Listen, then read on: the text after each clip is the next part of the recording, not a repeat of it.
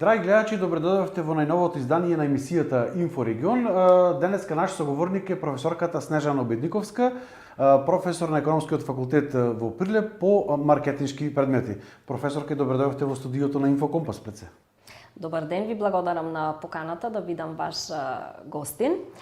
Како што ме представивте, јас сум Снежана Обедниковска, сум редовен професор на Економскиот факултет, предавам предмети од групата областа на маркетингот и менеджментот.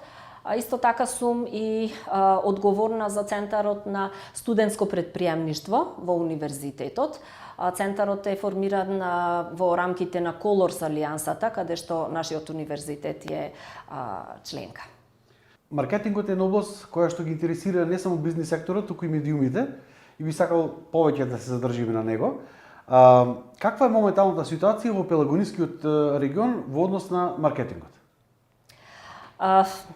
Моменталната ситуација во Пелагонискиот регион мислам дека не е баш сјајна, не е најдобра, бидејќи постојат компании кои што се уште не го разбираат и не го практикуваат маркетингот во секојдневното работење. За жал, официјални податоци е многу тешко да се најдат како бројки за тоа кој практикува маркетинг, кој не го работи маркетингот во секојдневното работење, но врз основа на она што како искуство го имаме од соработката со компаниите во овој регион, можам да кажам дека постојат фирми кои што немаат воопшто лице кое што е вработено за маркетинг, да се грижи за маркетингот. И тоа во ред не би требало да биде некоја пречка, бидејќи постојат и агенции за маркетинг, постојат и стручни лица, експерти за маркетинг, но таквите компании воопшто не се обраќаат за помош од маркетинг аспект кај тие компании. Тука сметам, што значи дека не се доволно свесни за она што можат како придобивка да го добијат од маркетингот. Сметам дека треба, за да се подобри оваа слика, треба да се организираат некои едукации, некои обуки пред се за собствениците и за предприемачите, за да се подигне свеста и информираноста што представува маркетингот и што всушност може како придобивка и како фидбек, како позитивен ефект да врати во работењето на компаниите. Еве, кои се бенефитите што една компанија може да ги има од маркетингот и што ќе загуби доколку не го користи како алатка? Видете вака, маркетингот е една уметност, умешност. Бара голема иновативност и голема креативност и не секој може да се занимава со маркетинг.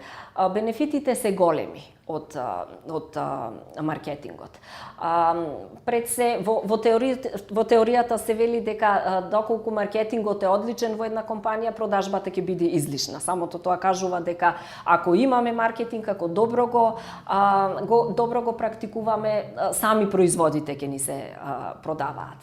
Маркетингот е одговорен за пласирање на информации, за пласирање на пораки, за комуникација со клиентите. Значи, ние и да имаме некој одличен, најдобар производ, излишно е ако не можеме да го препорачаме, да го продајме со маркетингот на пазарот.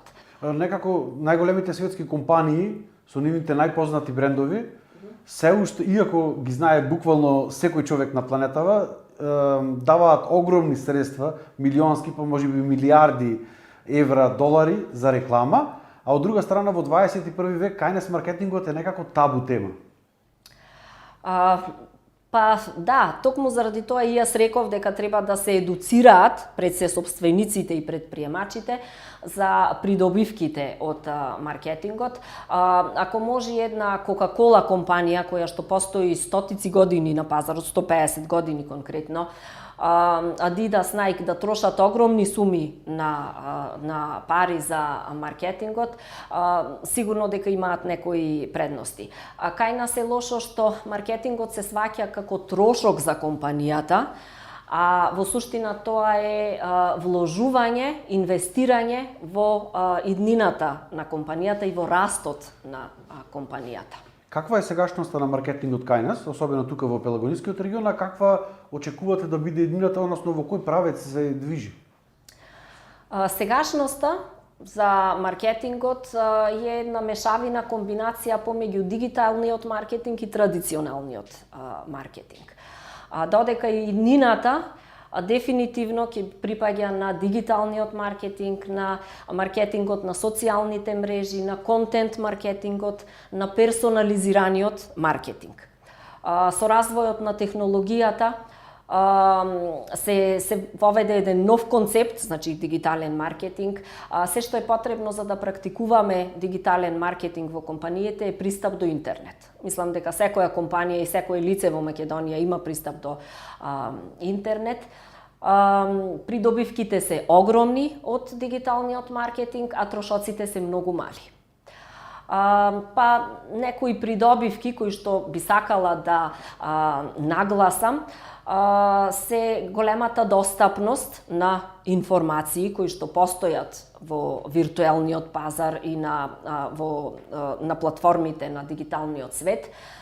Интерактивноста која што се нуди, значи во реално време постои можност за комуницирање помеѓу компанијата и клиентите помеѓу себе, компанијата со добавувачите.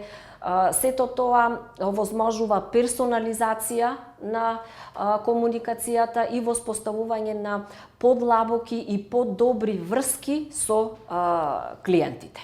Колку овој тип на маркетинг, дигиталниот, е важен, особено за оние микро и мали предпријатија?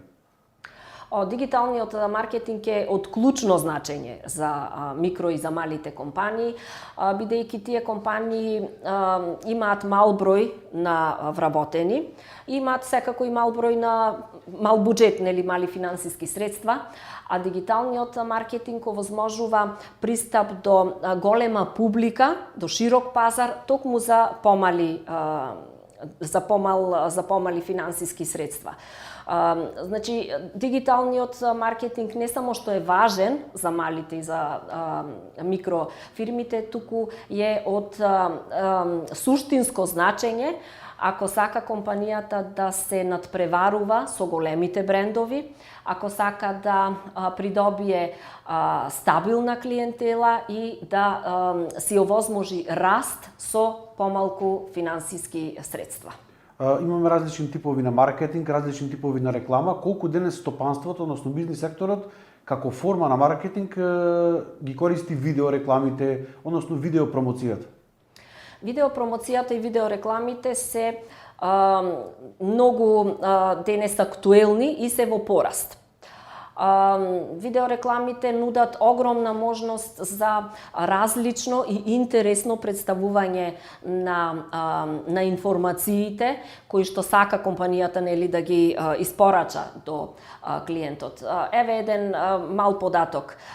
Преку видеореклама, кога гледаме видеореклама, 95% од фактите и од пораката ја помниме, за споредба од 10% од фактите кои што ги помниме кога читаме одредена реклама. Значи, самото тоа ни кажува важноста и суштината како треба компанијата да ги прифати овие видеоформи на промовирање. Доколку во сето ова и во овие видеореклами, што се најдов тренд, се додаде и една нишка на личната приказна, дали на оној што го измислил производот, дали на собственикот на фирмата. Дали сметате дека на таков начин една компанија со своите производи би се поврзала малку, односно повеќе со своите конзументи, со своите потрошувачи и така натаму? Апсолутно сте тука во право, бидејќи автентичната приказна всушност нуди можност, е едно од најмокните начини да се дојди до клиентите, до врска, да се воспостави врска со клиентите и е едно од начините кои што нуди голем промотивен успех.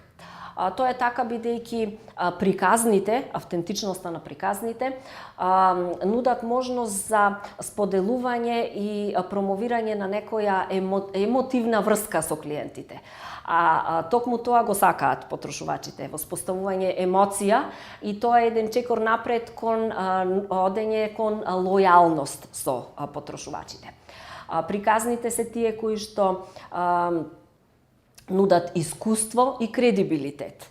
Ако еден клиентот, потрошувачот, всушност сака да стапи во контакт со луѓето кои што се позади производот, позади брендот, а не само да го има производот со нив, а всушност приказната е таа која што му овозможува да воспостават таква врска, особено денес, во денешно време, кога луѓето се преплавени со реклами, со информации. Автентичноста мислам дека е клучот на успешното промовирање.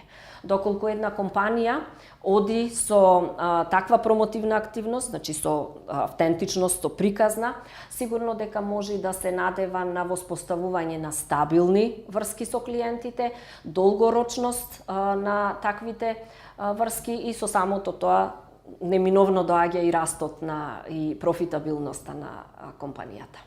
И еве за крај, која ќе биде вашата порака до малите бизниси, која ќе го земе во оглед сето ова што досега го кажавме, како да го искористат најдобро дигиталниот маркетинг? Како што кажав, придобивките од дигиталниот маркетинг се огромни. Токму поради тоа, малите и микробизнисите мора да го практикуваат. Препорака од мене е да го зголемат своето присуство на онлайн медиумите, на онлайн платформите. Обавезно да имаат своја веб страна, која што всушност ќе ги представува на таквите дигитални платформи, потоа да бидат присутни на оние платформи каде што се наоѓаат нивните целни групи или таргет групи, постојано да објавуваат некои приказни, бидејќи конзистентноста е клучот на успехот на дигиталниот маркетинг, да објавуваат и некои интересни приказни, не само продажни, приказни. Сето тоа верувам дека ќе им доведе до персонализација на односите со клиентите, а тоа води до долгорочност и со клиентите и со соработката. Професорка Обедниковска, ви благодарам за издвоеното време и за овие совети што имаа можност да ги слушнат бизнисмените, особено оние собственици на мали и микробизниси, дека овие совети и стратегии за маркетинг ќе ги приминат во најскоро време. И благодарам и вас на поканата и се радувам ако видам дека дел од препораките ги примениле некои фирми. Благодарам. Драги гледачи, тоа беше интервјуто со професорката Снежана Обедниковска од Економскиот факултет во Прилеп, а ние со нови информации се гледаме во наредното издание на Инфорегион.